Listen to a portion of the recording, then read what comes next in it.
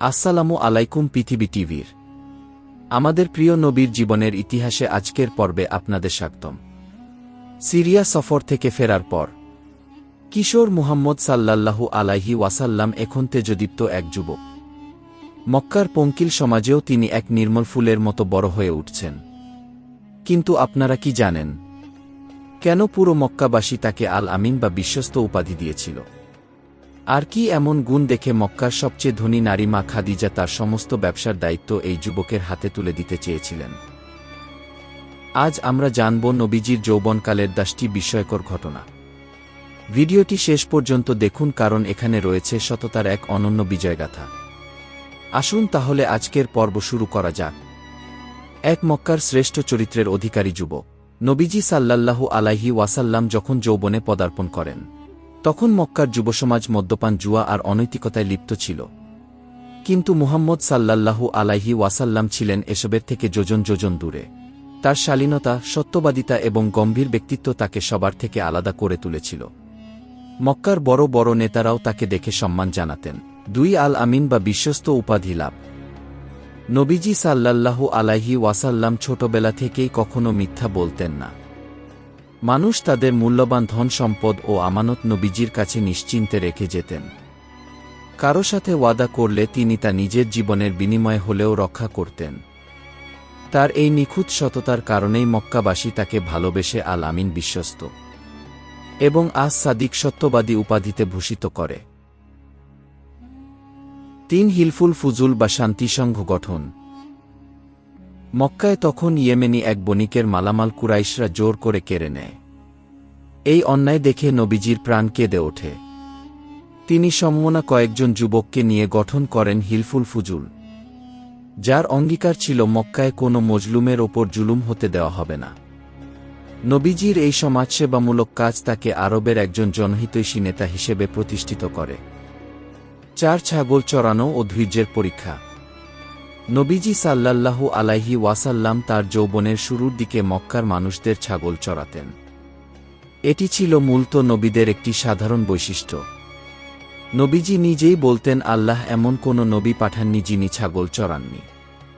এই কাজটির মাধ্যমে তার মাঝে পরম ধৈর্য, নম্রতা এবং নেতৃত্বের প্রাথমিক গুণাবলী বিকশিত হয়েছিল। 5 ফিজার যুদ্ধ ও নবীজির ভূমিকা। নবীজির বয়স যখন আনুমানিক 15 অথবা 20 বছর, তখন আরবে ফিজার যুদ্ধ নামক এক রক্তক্ষয়ী যুদ্ধ বাধে। নবীজি এই যুদ্ধে অংশ নিলেও নিজে কখনো তলোয়ার চালাননি বা কাউকে আঘাত করেননি। তিনি কেবল তার চাচাদের দিকে ধেয়ে আসা তীরগুলো কুড়িয়ে দিতেন।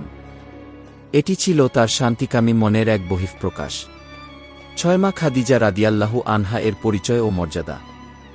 মক্কায় তখন খাদিজা বিনতে খুয়াইলিদ ছিলেন একজন অত্যন্ত মহিয়সী এবং ধনী নারী। তিনি ছিলেন বিধবা এবং অত্যন্ত বুদ্ধিমতী। মক্কার বড় বড় ব্যবসায়ীরা তার ব্যবসার দায়িত্ব নিতে চাইতেন, কিন্তু তিনি এমন একজনকে খুঁজছিলেন যিনি হবেন অত্যন্ত সৎ এবং কর্মঠ। 7 আমানতদারিতার সুখ্যাতি খাদিজার কানে। মক্কার বাজারে যখন মুহাম্মদের সাল্লাল্লাহু আলাইহি ওয়াসাল্লাম সততা ও অলৌকিক স্বভাবের কথা চারিদিকে ছড়িয়ে পড়ে, তখন মা খাদিজা সে খবর পান। তিনি শুনতে পান যে মক্কায় এক যুবক আছে যাকে সবাই আল আমিন বলে ডাকে এবং যার ব্যবসায়িক লেনদেন একদম স্বচ্ছ। তিনি মনে মনে সিদ্ধান্ত নিলেন যে তার পরবর্তী বাণিজ্যের দায়িত্ব এই যুবককেই দেবেন। 8 মা খাদিজার বিশেষ আমন্ত্রণ ও প্রস্তাব। মা খাদিজা লোক পাঠিয়ে নবীজিকে নিজের বাড়িতে ডেকে পাঠান। তিনি প্রস্তাব দেন যে মুহাম্মদ সাল্লাল্লাহু আলাইহি ওয়াসাল্লাম যদি তার ব্যবসার মালামাল নিয়ে সিরিয়া সফরে যান, তবে তিনি তাকে অন্য ব্যবসায়ীদের তুলনায় দ্বিগুণ লভ্যাংশ দেবেন। এটি ছিল একজন সাধারণ যুবকের জন্য এক বিশাল সম্মানজনক প্রস্তাব। 9 চাচার সাথে পরামর্শ ও সম্মতি। নবীজি সাল্লাল্লাহু আলাইহি ওয়াসাল্লাম এই প্রস্তাব পাওয়ার পর সরাসরি একা সিদ্ধান্ত নেননি। তিনি তার অভিভাবক এবং প্রিয় চাচা আবু তালিবের কাছে গিয়ে পরামর্শ চাইলেন।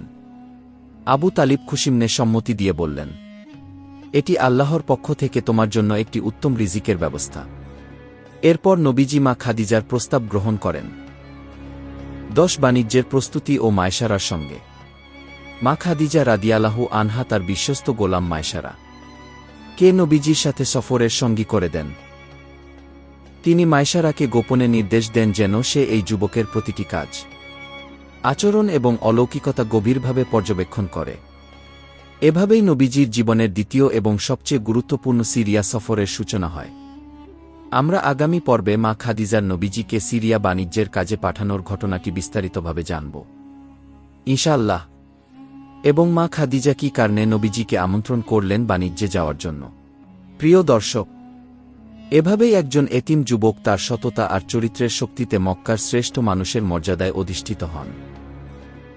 কিন্তু মায়েশারা এই সফরে গিয়ে নবীজির মাঝে কি কি অলৌকিক ঘটনা দেখেছিলেন, আর কেনই বা সিরিয়া থেকে ফেরার পর মা খাদিজা নিজেই বিয়ের প্রস্তাব পাঠিয়েছিলেন, সেই রোমাঞ্চকর ইতিহাস নিয়ে আসছি আমরা পরের পর্বে। ভিডিওটি ভালো লাগলে লাইক দিন এবং রাসূলের সাল্লাল্লাহু আলাইহি ওয়াসাল্লাম শানে কমেন্টে লিখুন সাল্লাল্লাহু আলাইহি ওয়াসাল্লাম। আমাদের চ্যানেল এমডি করি পৃথিবী টিভি সাবস্ক্রাইব করুন, পাশে থাকা বেল আইকনে চাপ দিন নতুন ভিডিও নোটিফিকেশন পেতে। দেখা হবে পরবর্তী ভিডিওতে সিরাতুন নবী পার্ট 9। ভালো থাকুন, সুস্থ থাকুন। ধন্যবাদ। আসসালামু আলাইকুম ওয়া রাহমাতুল্লাহি ওয়া বারাকাতুহু।